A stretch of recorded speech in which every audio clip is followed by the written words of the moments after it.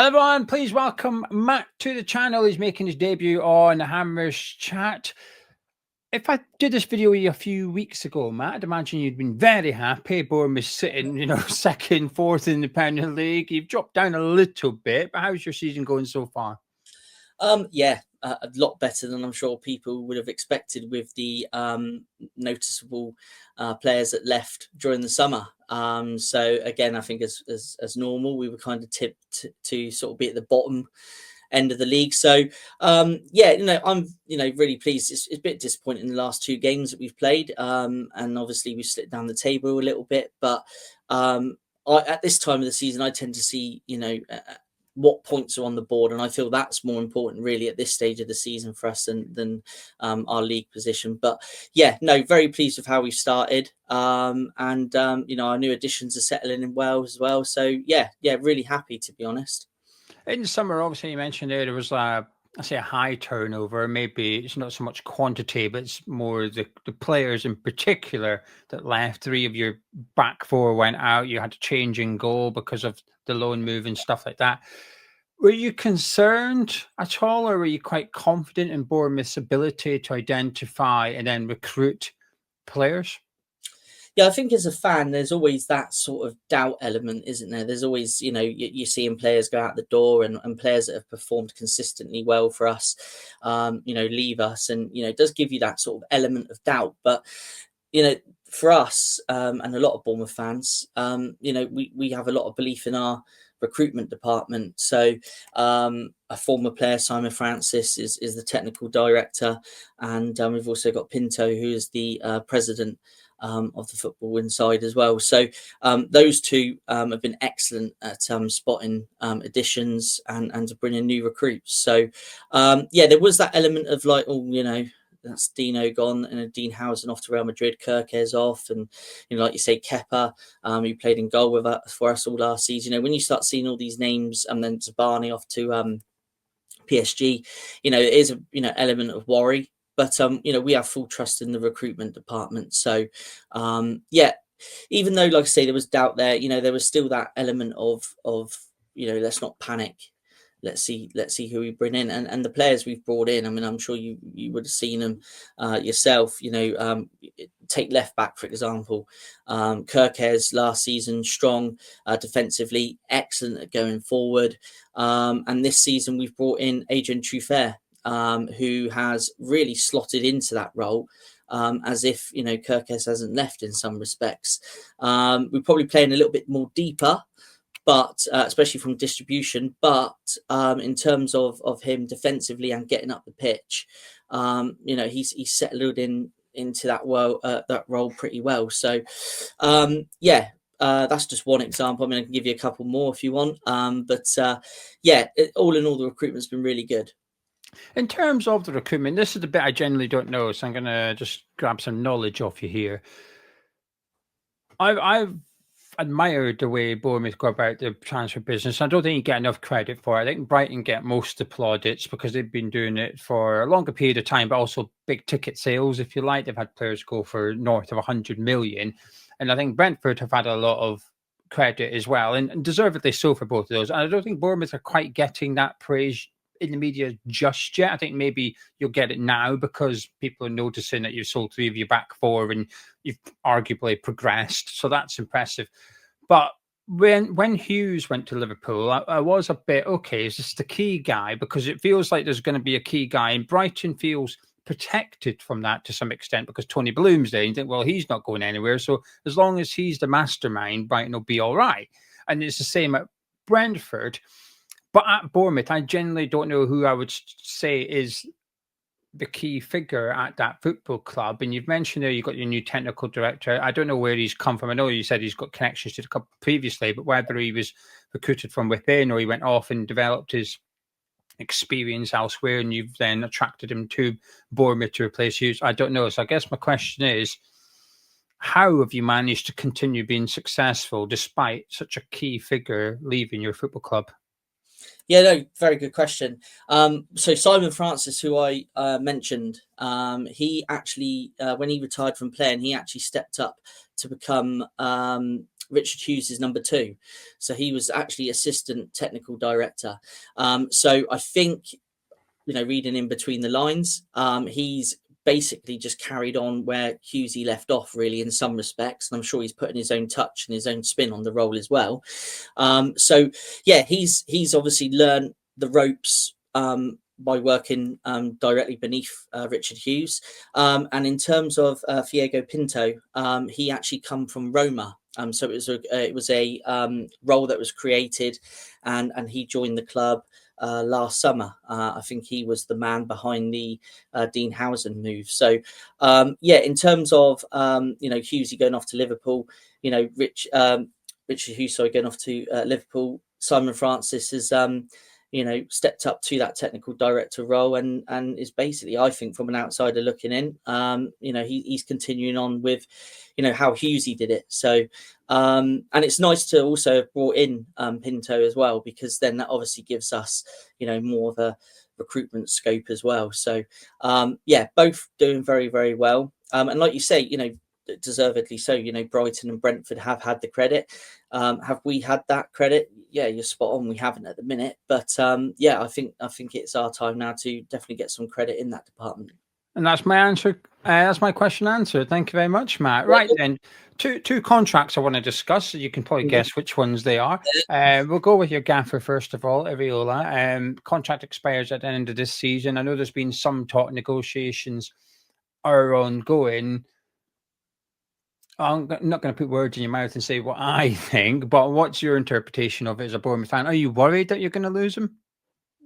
Yeah, I mean, of course, there's always that element of worry, I suppose. But even he's come out in his press conferences, and this is a question that he's asked every week. And he's even said in one of his conferences recently that in Spain they do things slightly differently. They don't tend to sign such long contracts as they do here. So I think he's pretty cool about it at the minute. I see his future here, to be honest. I know there's all talk about a couple of weeks ago I just saw on social media, Chelsea preparing a contract for him in the summer, this, that, and the other, which may well be true. But, I think he's, really brought into the long-term project here. So I've got a good feeling he's going to stay. I think he's only going to be a type of manager that will ever sign short-term contracts. Even if he was to leave Bournemouth, he's not going to go to someone like, say, Chelsea, for example, and sign a 5-year deal. It's just not going to happen. It's just not the way he works. So pretty confident. It's just going to be completely speculated now between now until the time he puts pen to paper, unfortunately, which is, hopefully sooner rather than later. But I'm confident he'll stay. Yeah, I hope he does as well. I think you've got a really good manager. I think you're a really good football club, and some managers and clubs just go hand in hand with each other, and it just feels like a good fit. You look at Aston Villa with Unai Emery, and it just feels like a good fit. And I know they're not doing great at the minute, but with Eddie Howe in Newcastle, I feel like they're a good fit, and Marco Silva and Fulham, and I think yourselves are just a good match too. And it's one of them. I hope he does stay with you, but I'd imagine he might get a few offers of temptation into his lug hole before he agrees anything wherever he's going, if he's staying at Bournemouth. And the other one, of course, is Semenyo, the news coming out, which I think everyone was expecting, but just a confirmation, that release clause in January for 65 million, or the first half of January rather. Again, I suppose you've already answered the question to some extent, right? I'm anticipating your answer because we've discussed it in regards to summer departures. But are you quite calm about this in the sense that the club will have a plan, they'll have someone lined up to replace him? And is it fair to assume there's an expectancy that Semenyo would go sooner rather than later anyway? And are you looking at it that you've just had a bit more from him than you perhaps expected if you were maybe thinking he would leave in the summer just gone? Yeah, I mean, first and foremost, his performances are excellent. And you can see why he's being linked, to these top clubs. In the summer, he signed, a new deal, which showed, faith from the club and the player. He's very happy at Bournemouth. He's come out and said that as well. And Semenyo it strikes me as the type of player that, he wouldn't just move for money or things like that. I think if he moves, the move has got to be right for him as a player. Yeah. And I don't think he wants to go to another club and, maybe sit on the bench and be a bit part player. I think he's really passionate about playing. So, I'm kind of, keeping faith that he will stay as well. But, football is a funny old game, and, a 65 million release clause, I think, which is, being circulated, is, in my opinion, a bit of a bargain. People may agree or may disagree with that, but I think it's personally a bargain. I would value, I mean, if I had the privilege of negotiating, a sale for him, I wouldn't be talking anything less than 70. I'd be talking 70 to 80 million. I mean, that's how good, I think he is. At the end of the day, it would be the player. It would be the player that decides. I mean, we're not a selling club. We don't have to sell.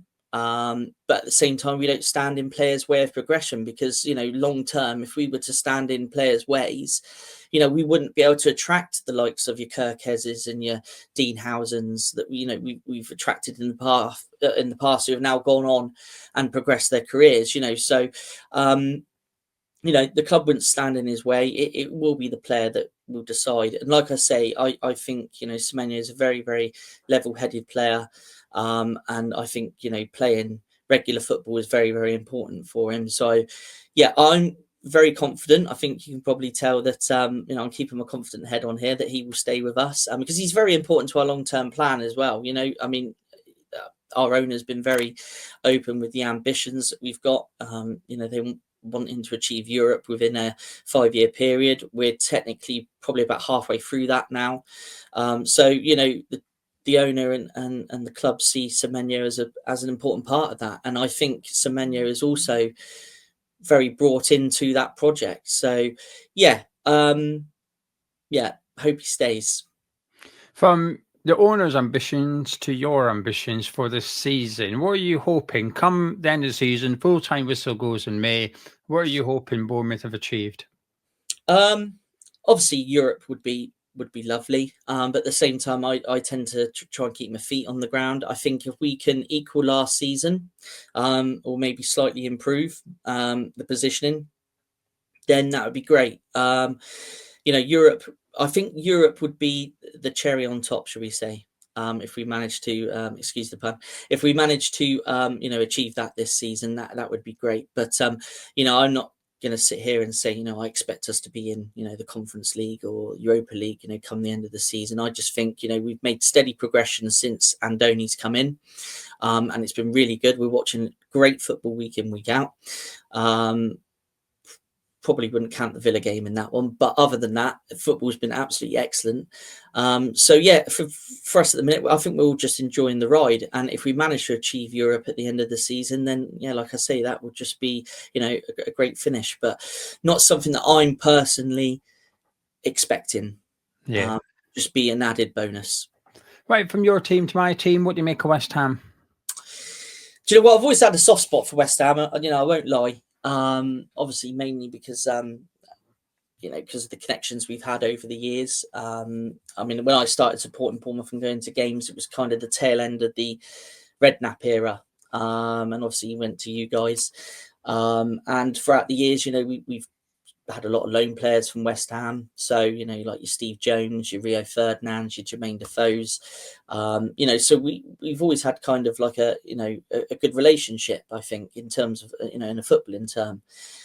So, kind of growing up, it's always results that I looked out for. This season, it's a shame to see you guys where you are, but, you've had 2 good wins coming on the back of that. So Yeah. hopefully, apart from Saturday, when we play you, later on in the season, hopefully you can build on that. But yeah, I think it's, from an outsider looking in, it's a bit of a difficult time for you guys. And I think because of, the ownership side of things, which, it's never good for any fan to see. Owners are just custodians of a football club, and it's the fans that make the club. And I think, I just hope there's kind of an end to this kind of ownership problem you're having. I know, obviously, Sullivan owns about 38.1%, isn't it, of West Ham? So, I think he's kind of him and Brady are kind of the ones that you guys have got the beef with, isn't it? Really. So yeah, I kind of hope for that for you guys that that saga sort of has a happy ending. In terms of you guys on the pitch, Nuno coming in, I think Potter was the wrong appointment anyway for you, in complete honesty.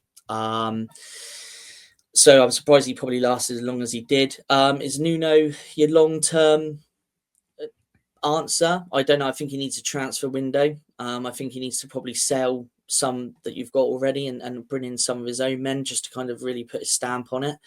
But overall, I think you guys have got enough in the tank to stay up. I don't think there's going to be, I can't see West Ham going down. I don't think it's going to be an overly great season, unfortunately. But at the same time, I don't think you guys will go down. And I hope you don't go down either. Well, I hope you're right. Now, before I ask you how you see Saturday going, I must ask you. Yeah. That frame shirt, I've been trying to guess who it is, and it's bugging me. Oh.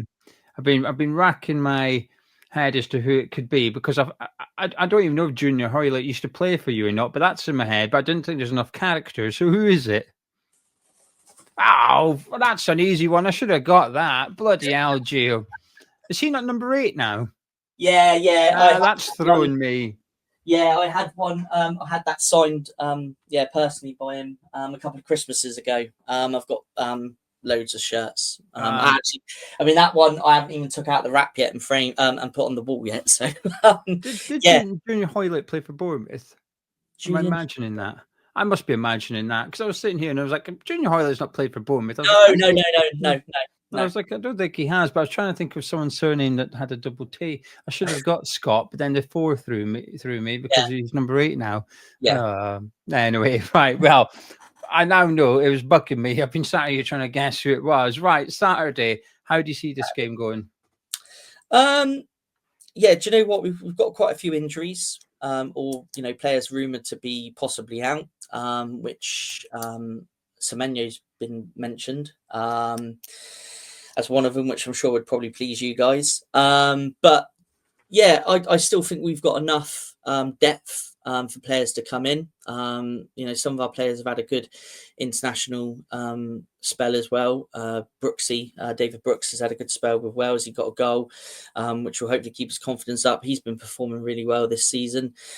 So yeah, I'm sure here start. Cliver is said to be injured, but we've always got Tavernier, who's been playing behind the front man for most of the season, and he's performed really well. And we've, got players like, if you look across the depth, we've also got a player called Adley, who was signed in the summer window, who we haven't seen too much of, but has got a lot of potential. So this could be his time now, with maybe a couple of injuries for this game at the weekend, maybe time for him to come in and shine. So even though we've got a few knocks and injuries, we've still got enough depth across the squad to, get a result on Saturday. I'm very confident, not just because of your guys' position currently. You're coming off a very good win against Newcastle, and you got the points against Burnley, so your guys are going to be up for it. But I just think we've probably got enough to beat you on the day. I've actually predicted on our match preview show on our channel, I've predicted a 2-0 win. But yeah, it's going to be a tough game. You've got some good players, your Bowens, being one to mention, who's I think is, you take Bowen out of your team and it does make you worry, where you'd get your goals from and someone to provide goals as well. So, but yeah, all in all, I'm very confident. I think we can get the win. Not worried about Callum Wilson coming back to haunt you? Callum Wilson, yeah. Do you know what? Fantastic player, Callum Wilson. Do you know what? We used to call him Bournemouth's goal machine when he was here. Good finisher. But I don't know what you guys think, but for me, if I was a West Ham fan, I think he's a little bit of an underwhelming signing. I would expect maybe the ownership to put some money in and buy someone. But at the age of 33, if you can keep him fit, which is key, he can get goals for you. He can do a job. If he's on the pitch, he's going to definitely want to score against us. So the likes of Marcus Senesi and co are going to have to really keep tabs on him. But But yeah, it'd be nice to see Callum come back again. You know, he was, like I say, great servant for Bournemouth, but just hopefully he doesn't go home with a smile on his face. Yeah, well, Matt, thank you so much. An absolute pleasure chatting to you. And at least I got to learn something about Bournemouth earlier on in the show. If you guys would like to hear and see more from Matt, you can follow the Up the Cherries podcast. I'll put the links to their social media in the description below. But if you've enjoyed this video, please do drop a like on it. Skype and Hammers chat. Myself and Matt, we'll catch you in a bit.